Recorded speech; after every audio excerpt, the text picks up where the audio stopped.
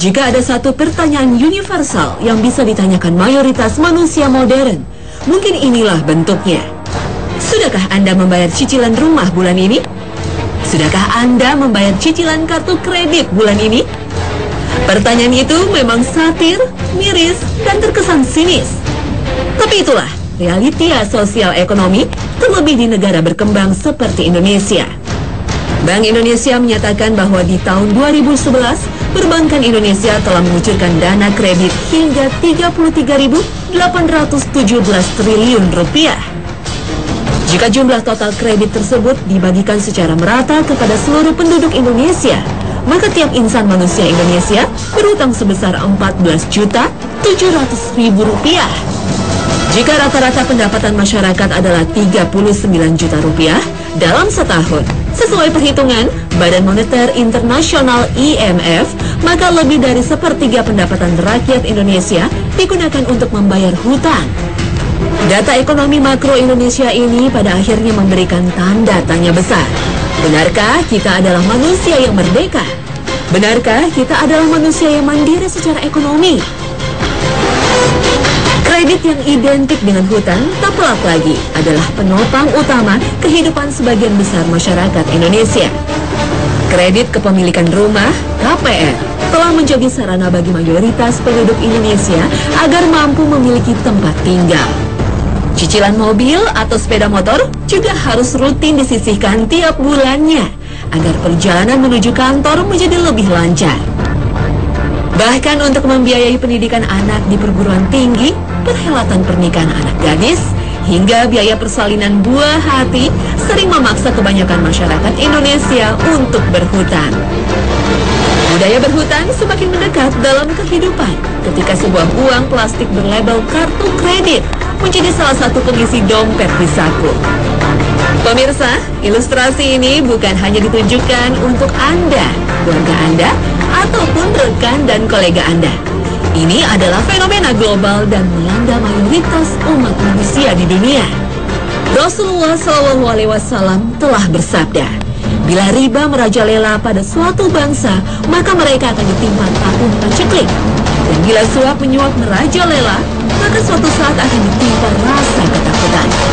Hadis riwayat Ahmad. Perkataan Nabi Muhammad SAW ini merupakan peringatan bagi kita. Dan nampaknya sabda Rasulullah SAW semakin mendekati kenyataan. Indonesia, negeri dengan kondisi tanah yang subur makmur dan lautan yang luas, dengan hasil melimpah, terus-menerus dirundung masalah pemenuhan kebutuhan pangan. Daging, sapi, semakin hari semakin tidak murah. Bahkan tempe, makanan tradisional dan khas Indonesia, menjadi melonjak harganya karena adanya gejolak nilai tukar rupiah. Tempe memang makanan yang menjadi sajian khas di rumah warga negara Indonesia. Namun kedelai yang menjadi bahan bakunya adalah komoditas internasional, di mana seluruh penduduk dunia membutuhkannya. Mahalnya harga bahan pangan nampaknya menunjukkan paceklik ekonomi. Dan sayangnya paceklik ini bukan disebabkan oleh gagal panen karena kekeringan atau serangan hama. Paceklik ini lebih banyak disebabkan oleh kelengahan kita sendiri yang semakin menjauh dari sifat agrarisnya. Artinya, bangsa Indonesia melupakan kesuburan tanah anugerah Allah Subhanahu wa Ta'ala. Kekayaan alam berupa minyak bumi, gas alam, emas, batu bara, dan aneka ragam mineral lainnya yang terkandung di bumi Indonesia juga tak mampu dikelola dengan baik untuk mewujudkan kesejahteraan bersama. Yang terjadi malah sebaliknya. Para pemikir dan ahli ekonomi yang duduk di kursi pemerintahan terus-menerus menambah porsi hutang negara dengan dalih mendanai pembangunan. Hingga bulan Mei 2013, total jumlah hutang luar negeri Indonesia adalah 254.295 juta dolar Amerika atau setara 2.797 triliun rupiah. Sekali lagi, kita mesti bertanya kepada diri sendiri sebagai anak bangsa, mampukah generasi kita membayar lunas seluruh hutang itu? Atau haruskah anak dan cucu kita yang harus membereskannya? Dan ada sebuah pertanyaan tambahan, cukupkah usia kita untuk melunasi hutang KPR, cicilan mobil, atau angsuran biaya kuliah anak sebelum ajal tiba?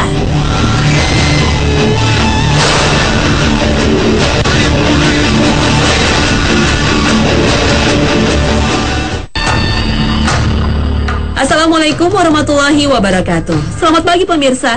Hasanah Ensiklopedia Islam Dunia kembali mengudara untuk menyajikan rangkaian informasi yang insya Allah bermanfaat bagi mayoritas Muslim Indonesia. Pemirsa, kredit, cicilan, dan angsuran nampaknya telah menjadi bagian kehidupan sebagian besar dari kita. Perkembangan dunia yang banyak membuahkan perangkat dan penemuan yang bertujuan mempermudah justru dirasakan menyulitkan dan menurunkan kualitas kehidupan. Pertumbuhan jumlah umat manusia dengan jumlah hingga 7 miliar jiwa nampaknya membuat persaingan untuk memenuhi kebutuhan primer menjadi semakin sengit. Bumi seakan semakin sempit untuk menumbuhkan beras, jagung, dan kedelai sebagai bahan pangan. Tanah pertanian juga dirasa tak mampu menumbuhkan tanaman kapas yang cukup untuk bahan baku pakaian. Lahan di bumi juga semakin padat sehingga mengerutkan luas halaman dan pekarangan.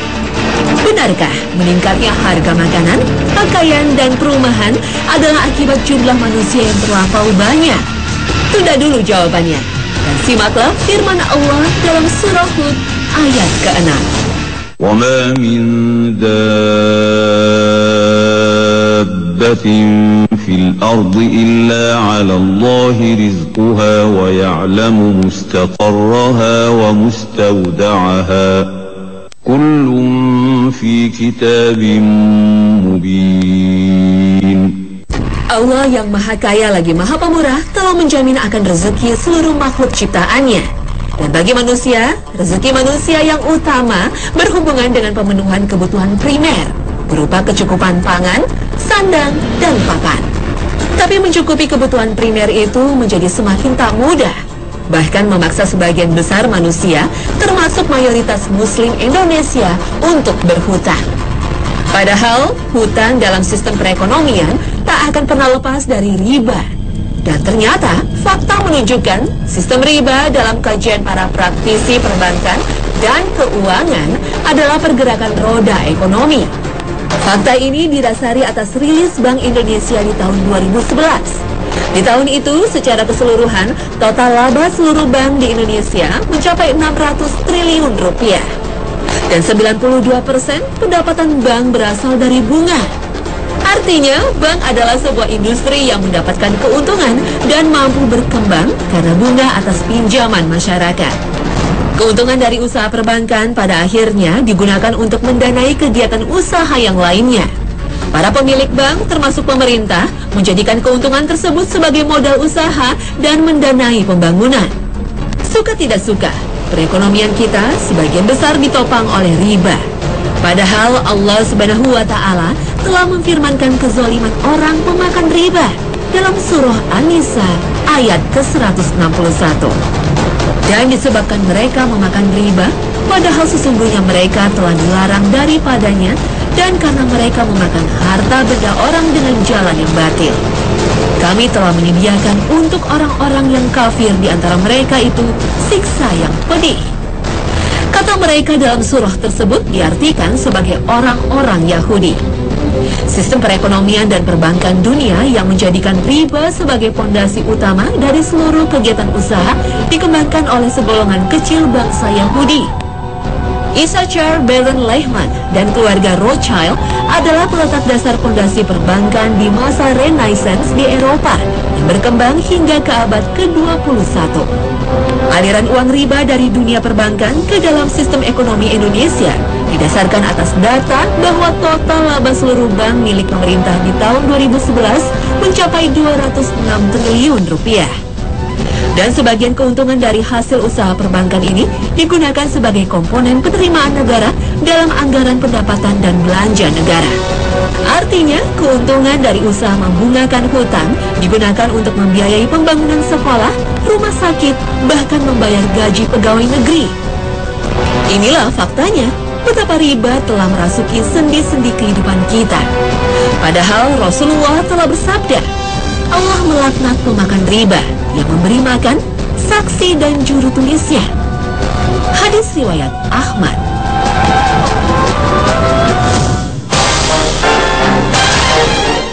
Hutang sejatinya bukanlah sebuah hal yang terlarang dalam kehidupan seorang muslim. Hal ini berdasarkan hadis riwayat Al-Bukhari. Diriwayatkan dari Aisyah radhiyallahu anha bahwasannya ia berkata, Nabi SAW membeli makanan dari seorang Yahudi dengan tidak tunai. Kemudian beliau menggadaikan baju besinya. Hutang sesuai dengan teladan Nabi Muhammad SAW hendaknya disertai dengan jaminan. Jaminan itulah yang akan memastikan bahwa kita pasti membayar hutang yang telah dibuat.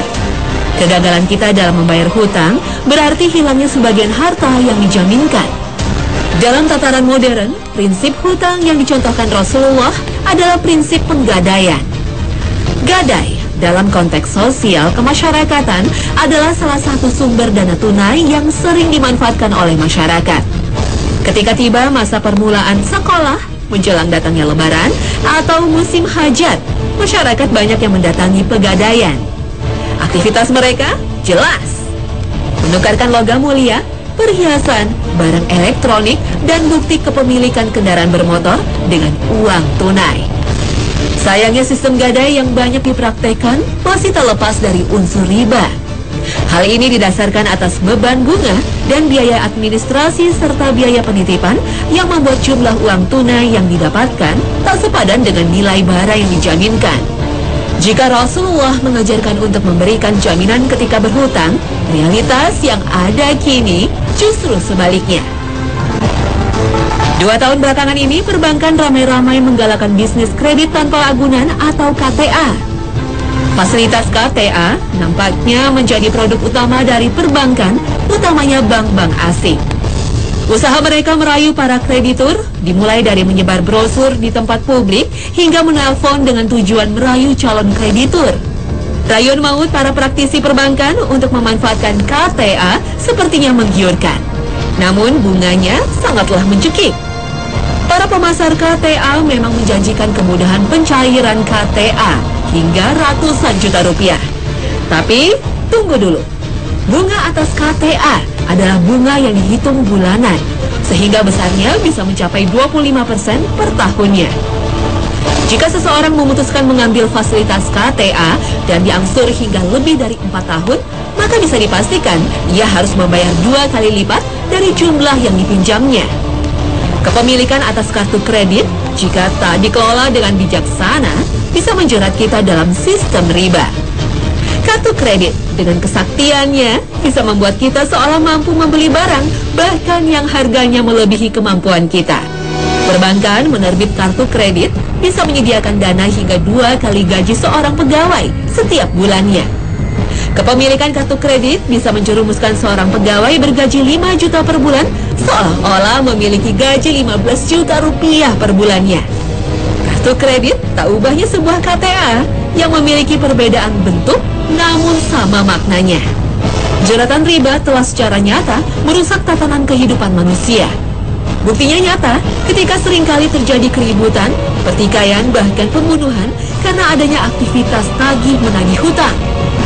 Hutang jika dikaji secara mendalam ternyata bersumber dari sifat konsumerisme manusia. Banyak orang merasa menjadi kaya dan mampu ketika di saku atau dompetnya terselip kartu kredit.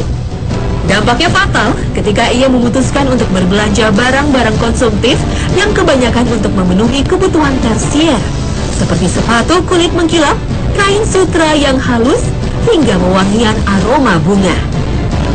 Allah Subhanahu wa Ta'ala sejatinya telah berfirman agar tak bergaya hidup boros dalam surah Al-Isra ayat ke-26 hingga 27. وَآتِ ذَا الْقُرْبَى حَقَّهُ وَالْمِسْكِينَ وَابْنَ السَّبِيلِ وَلَا تُبَذِّرْ تَبْذِيرًا إِنَّ الْمُبَذِّرِينَ كَانُوا إِخْوَانَ الشَّيَاطِينِ وَكَانَ الشَّيْطَانُ لِرَبِّهِ كَفُورًا. Hutang layaknya pernikahan dan silaturahmi adalah perkara dunia yang bisa membawa kita pada kebahagiaan hakiki atau justru menempatkan tubuh kita dalam siksa api neraka. Diriwayatkan dari Abu Qatadah radhiyallahu anhu dari Rasulullah sallallahu alaihi wasallam bahwasannya seseorang bertanya kepada Rasulullah sallallahu alaihi wasallam, "Bagaimana menurutmu jika aku terbunuh di jalan Allah? Apakah dosa-dosaku akan diampuni?" Beliau pun menjawab, "Ya, dengan syarat engkau sabar mengharapkan ganjarannya, maju berperang dan tidak melarikan diri kecuali hutang. Sesungguhnya Jibril alaihi salam baru memberitahuku hal tersebut." Hadis riwayat Muslim. Hutang nampaknya akan sulit dihindarkan dalam kehidupan kita. Maka pikirkanlah betul mengapa kita harus berhutang untuk memiliki sebuah barang. Selalu tanyakan kepada diri sendiri, begitu mendesakkah kebutuhanku hingga diriku harus berhutang? Hutang memang sebuah perkara duniawi yang harus diselesaikan di dunia juga. Jika sampai ajal menjemput, hutang kita masih belum terbayar, maka hal ini akan menjadi tanggungan dan beban dari ahli waris kita. Ahli waris wajib melunasi hutang dari seorang jenazah dengan cara membayarkan dari harta yang ditinggalkan. Jika jumlah hartanya masih belum mencukupi, maka kewajiban ahli waris untuk melunasi sisanya. Perkara pelunasan hutang harus dilakukan terlebih dahulu sebelum menjalankan wasiat dan membagikan harta warisan. Rasulullah Shallallahu Alaihi Wasallam bersabda, "Barang siapa meminjam harta manusia dan dia ingin membayarnya, maka Allah akan membayarkannya. Barang siapa yang meminjamnya dan dia tidak ingin membayarnya, maka Allah akan menghilangkan harta tersebut darinya." Hadis riwayat Al-Bukhari nomor 2387.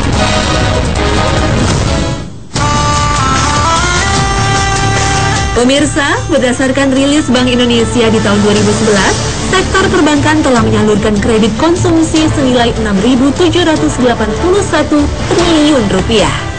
Kredit konsumsi dapat berupa banyak bentuk, mulai dari kredit KPR, cicilan mobil, hingga angsuran pembelian telepon genggam ataupun televisi layar datar.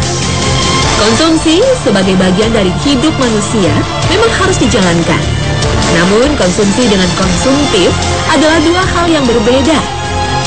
Konsumtif adalah perilaku manusia yang cenderung untuk mengkonsumsi barang dan jasa secara berlebihan. Dan konsumtif ini lekat kaitannya dengan gaya hidup dan gengsi.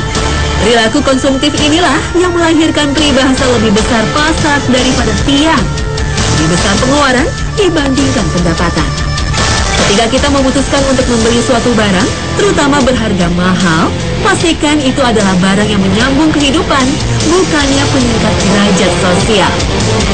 Jika sebuah sepeda motor mampu kita kendarai dengan nyaman, mengapa kita memaksakan diri untuk berhutang demi memiliki mobil? Jika sebuah sekolah negeri sudah mampu memberikan kualitas pendidikan yang memadai, mengapa memilih mencicil uang gedung di sekolah bertaraf internasional? Dan jika masakan istri di rumah sudah memberikan nutrisi yang cukup, mengapa membiasakan santap di restoran mewah? Perilaku konsumtif inilah yang akhirnya menjerat beberapa manusia dalam belitan hutang dan tentu saja riba. Perkembangan peradaban memang menjadikan salah satu ukuran sukses adalah eksistensi dalam komunitas sosial. Namun, benarkah kita telah berada dalam komunitas yang tepat? Yakinkah kita telah bergaul dengan orang yang menghargai kita secara apa adanya, tanpa memandang kepemilikan harta yang kita punya? Kadangkala berusaha sukses dalam lingkungan sosial membuat kita mengusahakan sesuatu yang sebenarnya di luar jangkauan kita. Dan jika itu yang terjadi, maka dipastikan kesuksesan itu adalah kesuksesan semu yang jauh dari arti kata bahagia. Bahagia sejatinya adalah sebuah pilihan. Bahagia sejatinya rasa syukur atas apa yang kita miliki. Bahagia tidak akan pernah timbul dari perasaan kagum dan iri atas kebahagiaan atas harta orang lain. Karena bahagia sejatinya adalah sebuah pilihan. Pilihan untuk mensyukuri apa yang kita punya, yang mampu kita dapatkan dengan kerja keras. Kebahagiaan atas kepemilikan barang hanya kita dapatkan ketika kita memiliki sesuatu yang terjangkau, yang sesuai dan yang pantas kita miliki. Pemirsa, berhutang memang sebuah perkara yang dibolehkan dalam hukum Islam. Namun pastikan tujuan dalam berhutang. Hutang adalah perkara yang berhubungan dengan keadaan mendesak atau kesulitan yang datang tanpa diduga. Jika berhutang hanya didasari atas gengsi dan peningkatan image diri, maka kita terjebak dalam perilaku boros yang diiringi dengan jeratan setan dalam bentuk riba. Modernitas hidup seakan menjadikan hutang sebagai keniscayaan. Namun bijaklah mengelola hutang Anda, karena perkara ini bisa memperberat langkah menuju surga, atau justru meninggalkan beban yang akan diwariskan kepada anak, istri, atau suami kita. Akhir kata, wassalamualaikum warahmatullahi wabarakatuh. Sampai jumpa di tayangan kami berikutnya. Insya Allah, Hasanah akan kembali hadir untuk mencerahkan hari Anda.